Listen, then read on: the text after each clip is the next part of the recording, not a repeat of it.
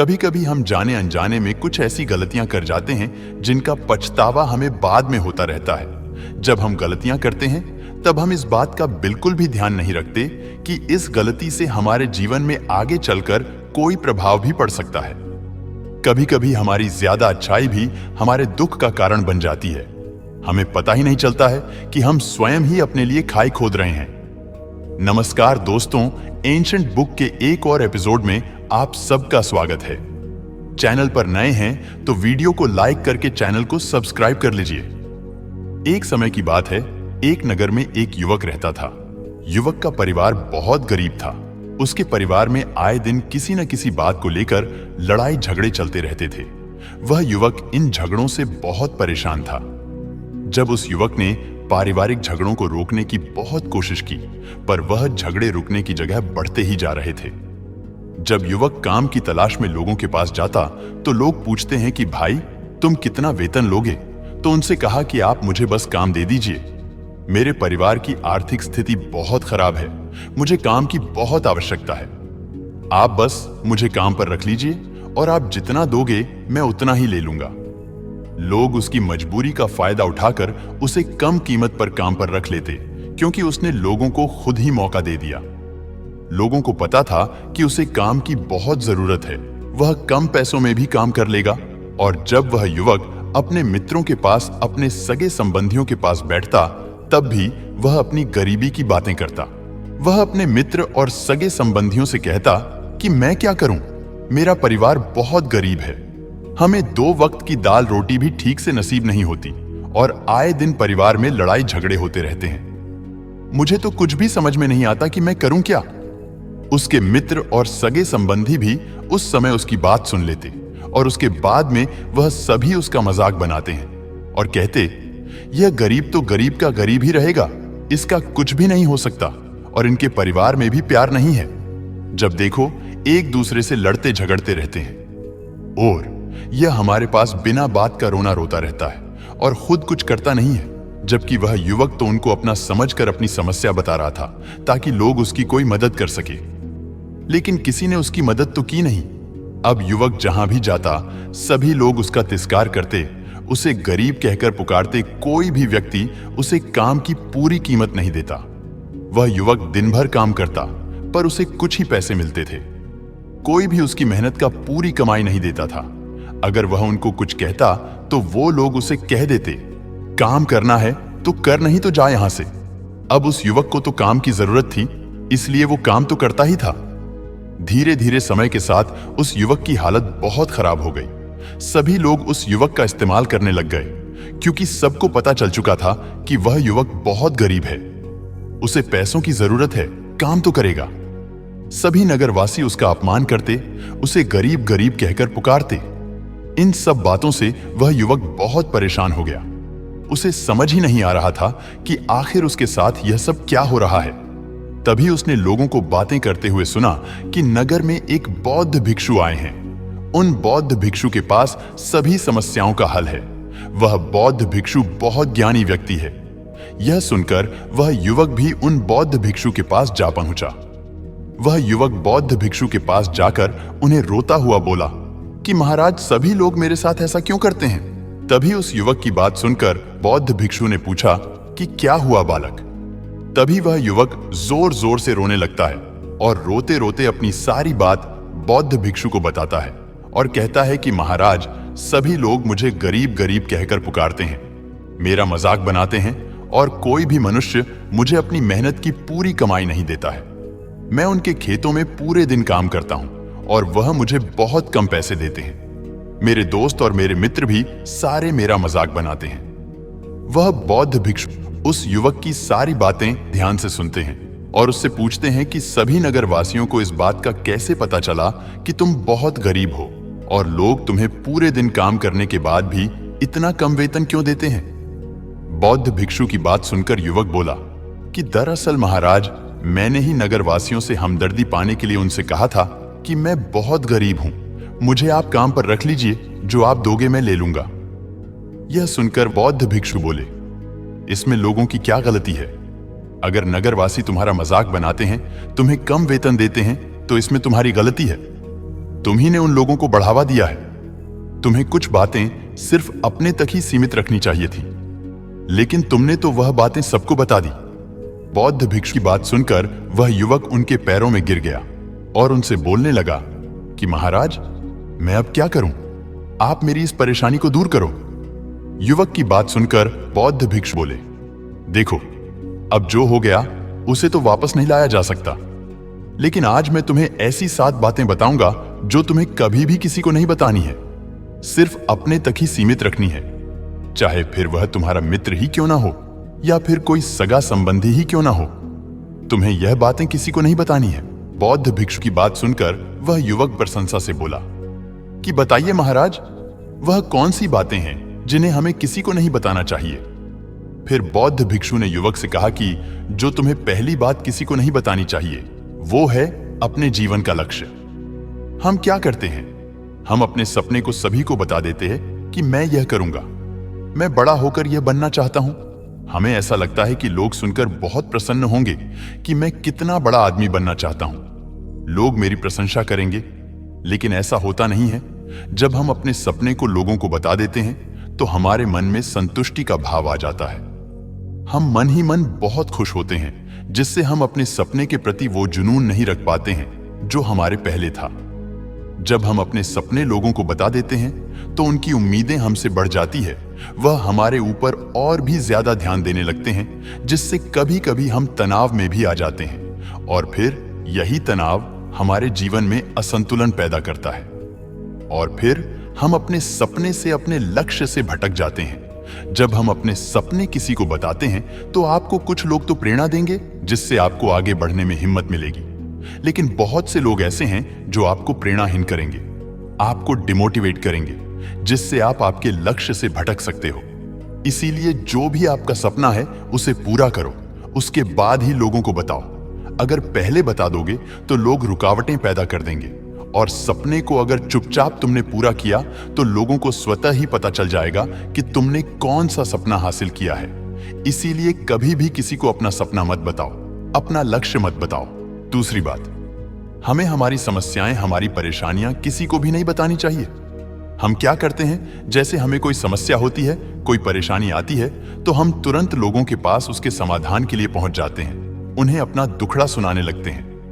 लेकिन दूसरे लोगों को अपनी परेशानी बताने का मतलब है स्वयं के लिए एक और परेशानी खड़ी करना, क्योंकि जब हम किसी से अपनी परेशानी बताते हैं तब तो हमें बहुत अच्छा महसूस होता है।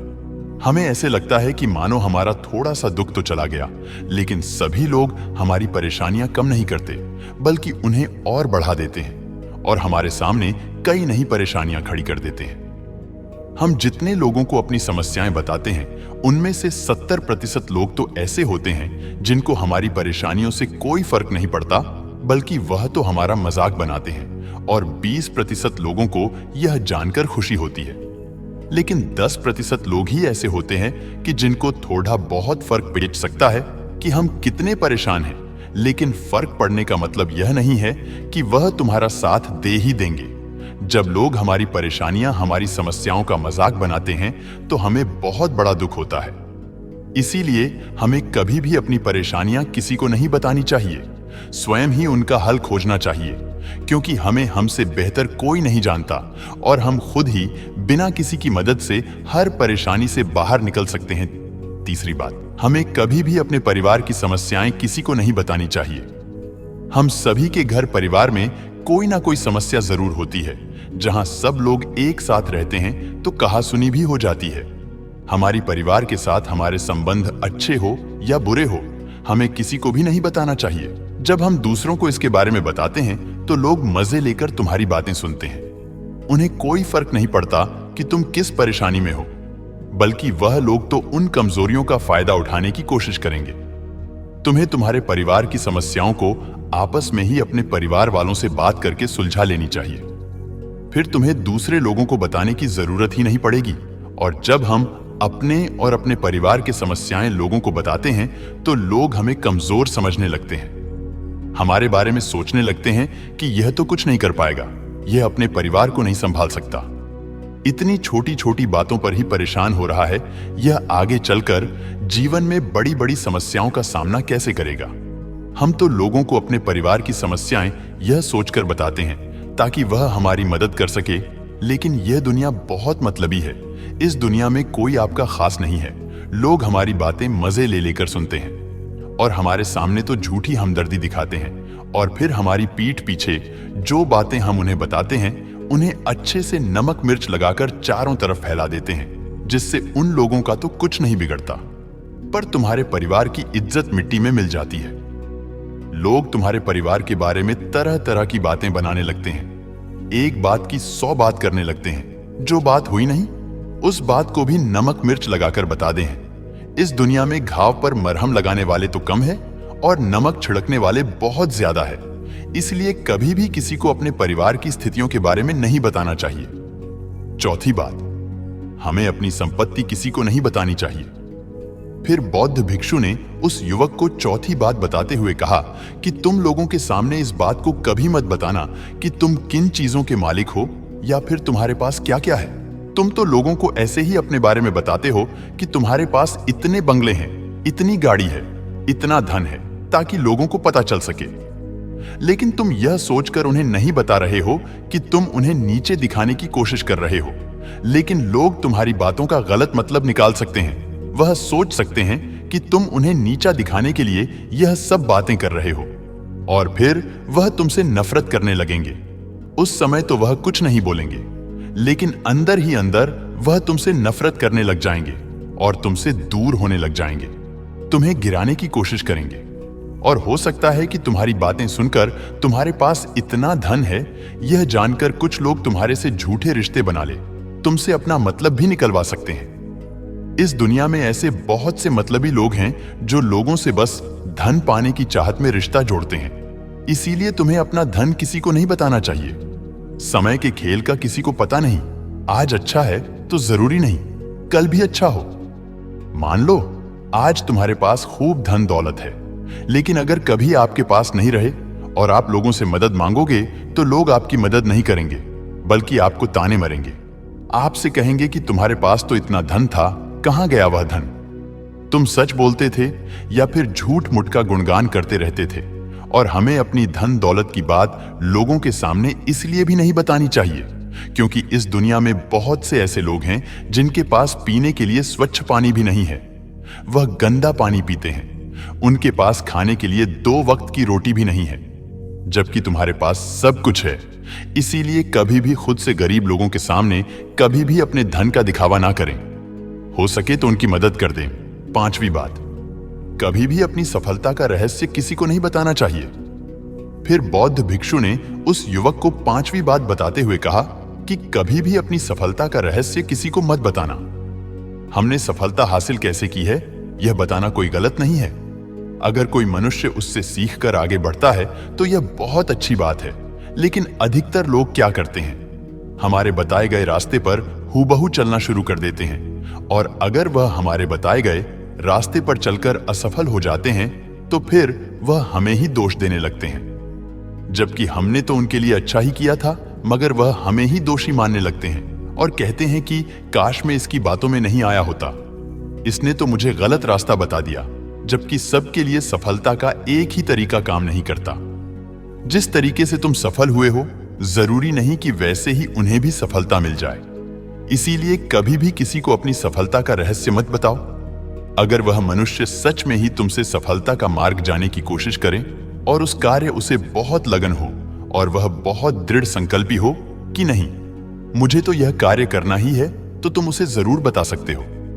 लेकिन तुम आगे से कभी भी किसी को कुछ मत बताओ, नहीं तो अगर वह लोग असफल रहे तो वह तुम्हें ही दोषी मानने लगेंगे।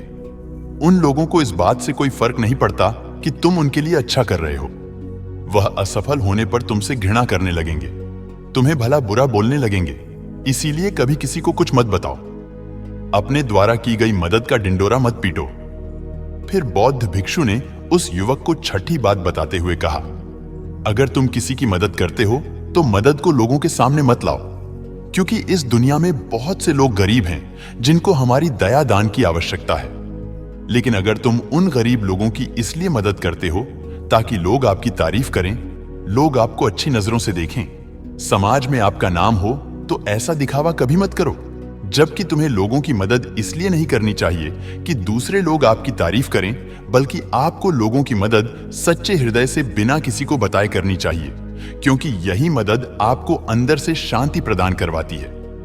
जब तुम किसी जरूरतमंद की सहायता करते हो तो तुम्हें अंदर ही अंदर एक अलग ही आनंद की अनुभूति का एहसास होता है। लेकिन अगर तुम किसी जरूरतमंद की सहायता बस दिखावे के लिए करते हो तो कुछ पल के लिए तो तुम दूसरों की नजरों में अच्छे बन जाओगे, लेकिन तुम कभी भी आत्मसंतुष्टि प्राप्त नहीं कर पाओगे। 7वीं बात, अपनी आमदनी का जिक्र दूसरों के सामने मत करो। फिर बौद्ध भिक्षु उस युवक को 7वीं और अंतिम बात बताते हुए कहते हैं कि कभी भी अपनी आमदनी का जिक्र दूसरों के सामने मत करो, क्योंकि यह एक ऐसी बात है जिसे हमें हमेशा हमारे परिवार तक ही सीमित रखनी चाहिए। अपने मित्रों या फिर अपने सगे संबंधियों को कभी अपनी आमदनी मत बताओ। हमें कभी भी किसी से भी ना तो उसकी आमदनी पूछनी चाहिए और ना ही अपनी आमदनी बतानी चाहिए, क्योंकि जब हम लोगों को अपने आमदनी बताते हैं तो लोग हमारी स्थिति का आसानी से पता लगा लेते हैं, जो हमारे लिए बिल्कुल भी सही नहीं है। क्योंकि अगर हमारी आमदनी कम होती है और हम लोगों को बता देते हैं तो लोग हमें गरीब समझकर हमसे दूर होने लगते हैं, हमारा तिरस्कार करने लगते हैं, हमें नीचा दिखाने लगते हैं, हमें नीचा समझने लगते हैं, हमारी इज्जत नहीं करते। अगर हमारी आमदनी ज्यादा होती है और हम लोगों से उसके बारे में बता देते हैं तो लोग हमसे मतलब से रिश्ते रखना शुरू कर देते हैं। उन्हें हमसे नहीं, हमारे पैसों से मतलब होता है। लोग आपसे इसलिए रिश्ता नहीं जोड़ेंगे कि आप एक अच्छे इंसान हो, बल्कि वह तो आपसे इसलिए रिश्ता जोड़ेंगे क्योंकि आपके पास धन है। जो लोग आपको पसंद नहीं करते वह भी धन की वजह से तुमसे रिश्ता रखेंगे और तुम्हारे साथ ऐसा बर्ताव करेंगे जैसे तुम उनके लिए बहुत खास हो।